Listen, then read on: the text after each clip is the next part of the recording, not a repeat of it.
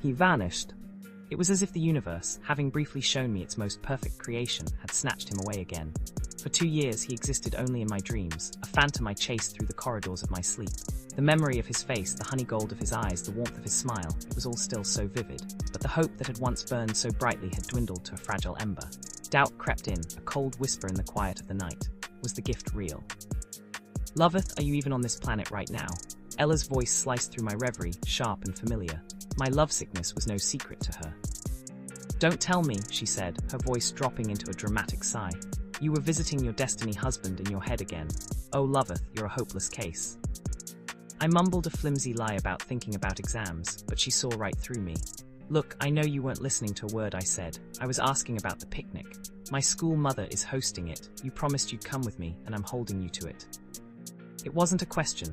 With Ella, it rarely was. She believed my overactive imagination was a direct result of my self-imposed solitude, and saw it as her sacred duty to lure me out of my shell. The day of the picnic arrived under a brilliant, unforgiving sun. Ella was a whirlwind of activity, waking me at dawn to begin the ritual of prepping. I was subjected to an assault of brushes, powders, and curling irons until the girl staring back at me from the mirror was a stranger, a polished, top-notch version of myself. Thanks to the exhaustive preparations, we arrived late.